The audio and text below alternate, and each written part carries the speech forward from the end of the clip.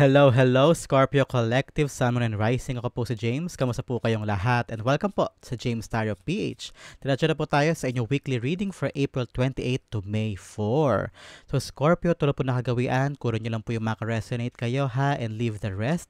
Yung pong ibang impormasyon ay para po sa ibang Scorpio yon. Kaya talasan nyo po ang inyong intuition para makuha nyo po yung akmang messages sa kaloob po sa inyo na inyong mismong spirit guide sa ating reading for today. Thank you po again sa mga nagdo-donate po at saka po sa mga hindi nag-i-skip ng ads. Maraming salamat po dahil sa ganyang paraan po talagang tumatagal at lumalakas po ang ating channel. So thank you for your generosity and kindness po dito sa James Tarot PH. So Scorpio, ano naghihintay sa inyo ngayong April 28 to May 4? Inhale and exhale. At the center of your reading, you have the Six of Pentacles. In the area of what you want, you have the Queen of Swords. In the area of what you need, you have the Knight of Pentacles. Beautiful. In the area of what's affecting your current energy, you have the King of Swords. Beautiful. Wow. King and Queens are here. In the area of your near future, meron kang Seven of Pentacles. In the area of your challenge, you have the King of Pentacles. Wow. In the area of your fortune, meron kang the Strength card. In the area of your divine advice, you have the Seven of Wands. At ang outcome mo this week, Scorpio, you have the Sun card. Ooh, happiness. Congratulations. First, at the bottom of your deck, you have the Emperor card. Wow, we have the two kings here and the Emperor. This time daw, nasa iyo ang lakas. Nasa iyo ang power, Scorpio. Meron ka sigurong bagay na pinaplano this time o mga parang bold decisions. Very bold decisions na nag-require sa iyo ng paninindigan. Trust to yourself. I don't know why, pero parang wag ka daw makikinig sa sabihin ng ibang tao at lagi mo daw unahin ang sinasabi ng puso mo. Kung ano yung totoo sa puso mo at sa'yo, yun daw ang panindigan mo, yun daw ang kapitan mo. And wag ka daw pa iba-iba ng desisyon. That's what I'm hearing. Be consistent in what you truly want. Kung ano yung desisyon, ito yung desisyon at paninindigan ko to. Parang ganyan. So, now is the right time na panghawakan mo yung control sa buhay mo. And find your truth. That's very specific. Find your truth.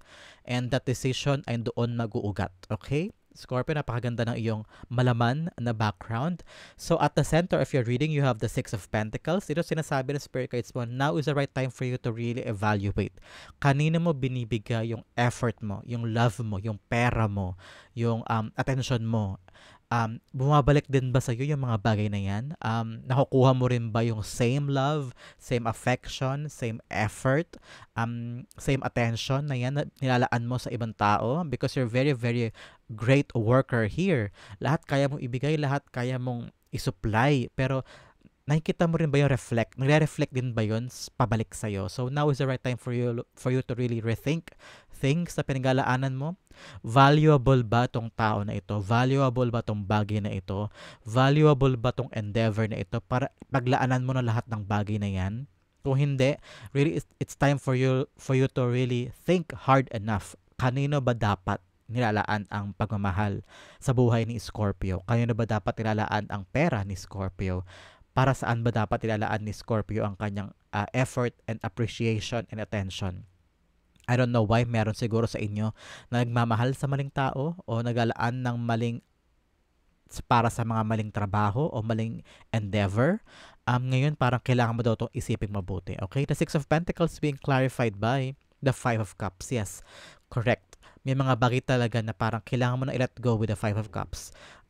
Tapusin mo na yung mga ugnayan mo o connection mo sa taong ito na paulit-ulit mong binabalikan, paulit-ulit na bumabalik din sa'yo pero laging gulo o laging mali ang lumalabas. So parang ikaw, time na para sa'yo na i-let go na siya. I-let go na sila.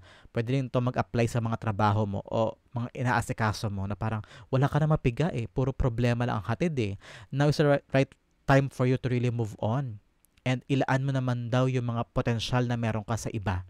And possibly there, baka magbago ang resulta. Baka mas mahanap mo yung right love, right attention, right money. Kung ito may trabaho o negosyo, baka doon na dapat ang direction, Scorpio. Okay?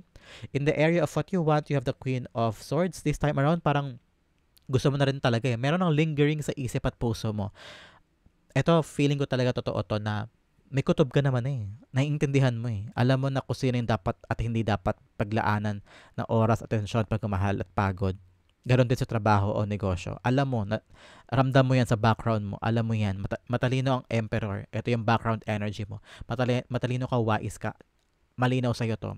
Pero parang ayaw mo harapin. Pero merong part sa'yo na sana sila na lang ang kumalas o sila na lang ang lumayo o kaya magbago na lang ng kusa ang sitwasyon kaysa ako pa yung kumilos. Because you don't want na manggaling sa'yo o mag-initiate sa'yo yung magiging cause ng problem. Kahit na sa totoo naman, may problem naman talaga to begin with, but you don't want to touch the subject or don't want to touch the issue because ayaw mo baka ikaw lang ang sisihin o ikaw lang ang tignan nilang lahat. Um, Ayaw mo na din ng parang you want to say no to someone. You want to say no to an opportunity or to an endeavor, pero nahihirapan ka to do that. Now is the right time for you to really cut off the connections on people, places, things na talagang stress ang dala sa'yo at worries lang. And parang palagi kailangan mag-struggle. Ganon. Kapag ang isang relasyon ay puno ng struggle at kapag inaayos mo pero struggle pa rin, tapos naghiwalay kayo at bumalik ka ulit sa kanya at puro struggle pa rin, parang it's time for you to really rethink that relationship or rethink that job or rethink that negosyo kasi baka hindi para sa'yo yon. Baka nagkakamali ka ng hinahabol. Baka nagkakamali ka ng minamahal. Baka nagkakamali ka ng pinaglalaanan ng sarili mo. Okay?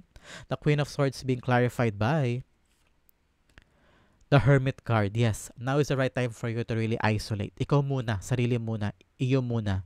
Paglaanan mo muna ng pagmamahal, atensyon at oras sa sarili mo kaysa ibang tao. Okay? In the area of what you need, you have the Knight of Pentacles.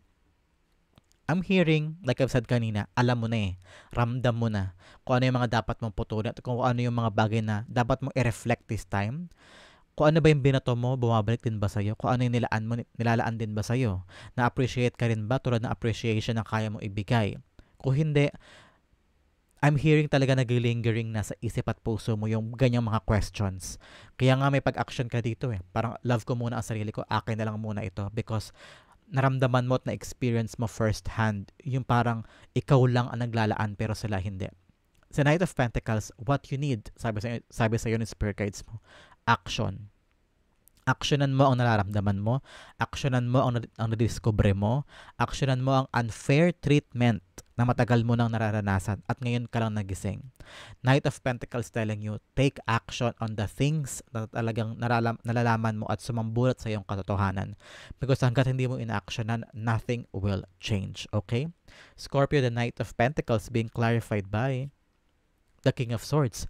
Dalawang beses lumabas in the area of what's affecting and what you need. Tugma ang yung initial na parang pag-aksyon sa dapat mong aksyonan. Sabi sa'yo ng spirit guides mo, putulin, panindigan.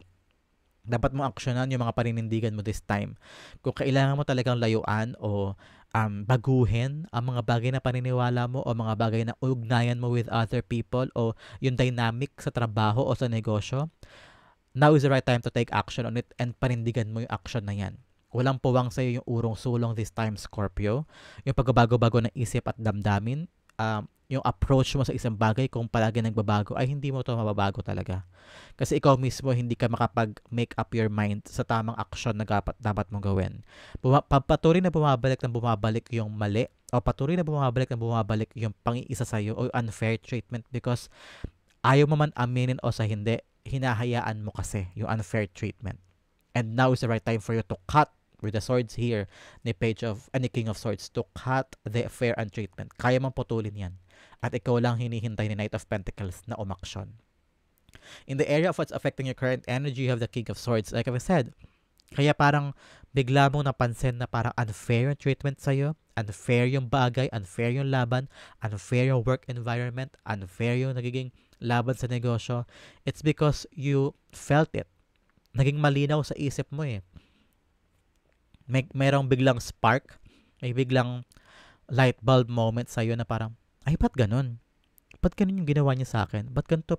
Ngayon mo lang realize for the last 5 years, for the last 2 years, ngayon mo lang na-realize na bakit parang may pattern of the things that I'm doing and the things that they are not doing.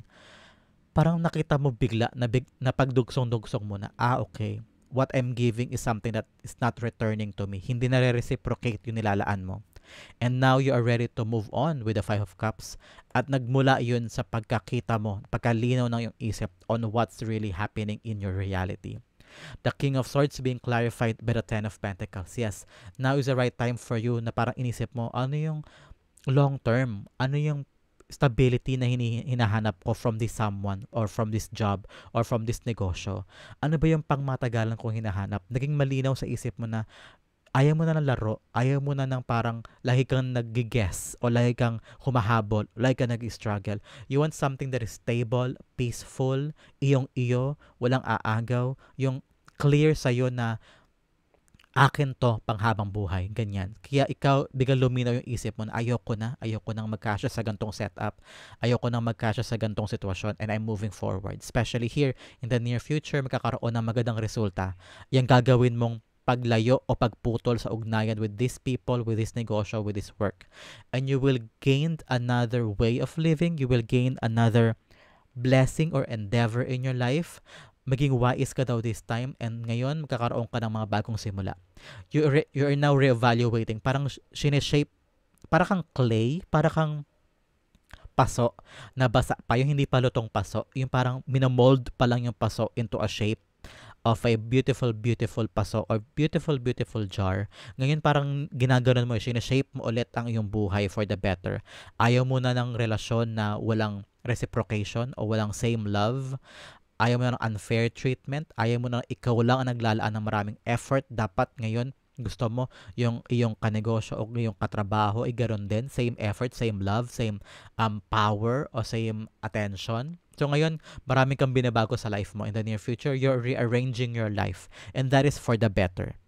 The Seven of Pentacles being clarified by the Three of Cups. Yes, you will celebrate life this time. Now, para matatagpuan mo na yung mga taong para sa'yo with the Three of Cups. Parang this time, makikilala mo na yung, ito mga taong to. Yes, ito yung totoo kong friends. Ito mga to, fair weather friends lang ito. Hindi ko na to sasamaan. Now, parang kinikilala mo na at nire-reorganize mo na yung life mo the way it should be. Para hindi ka rin nauuwi sa huli na parang ikaw yung parang laging sawi o laging unfair yung sa'yo. Now is the right time talaga na baguhin ang dapat baguhin and celebrate your beautiful life with the people that truly loves you, appreciates you, and authentically there for you, okay? In the area of your challenge this week is the King of Pentacles.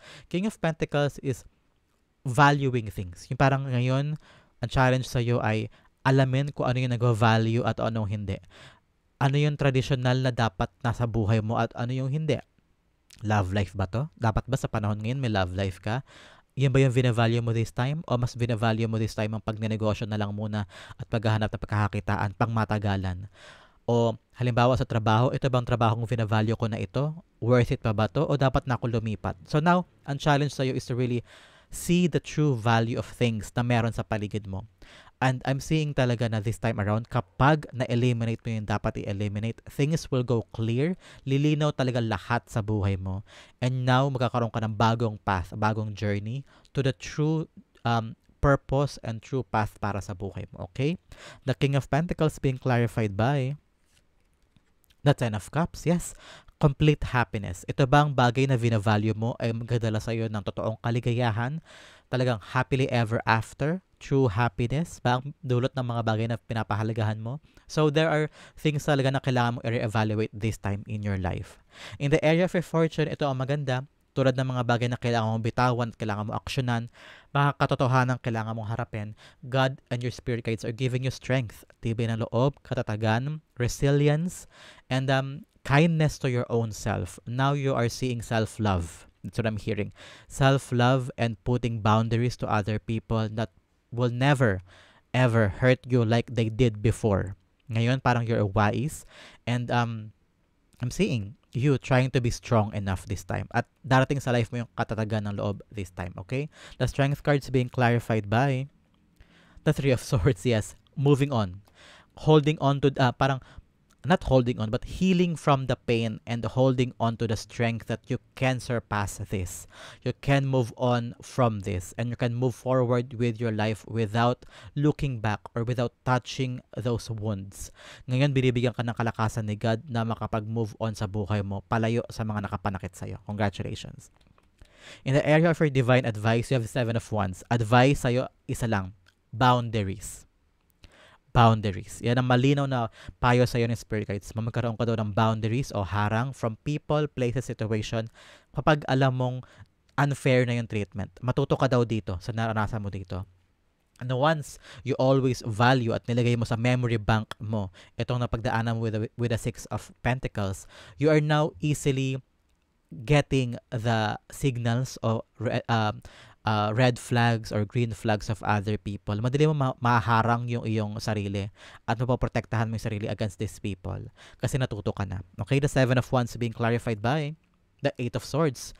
So, may mga bagay daw na parang kumawala ka na din dun sa mga past. Gamitin mo na lang siya as learning pero wag ka daw papakahon sa mga past experiences mo o past heartaches mo. Learn to be wise, learn to be philosophical this time, full of wisdom. Wag mo na daw, parang, okay, I will make this latag in order for you to really get this, especially in the advice. Ayoko magkamali ng advice from your spirit guides because that is my duty for you, Scorpio. Na yung mga past experiences mo, past heartaches, naranasan mo, wag mo daw hahayaan na pigilan ka nun in achieving the things in your life.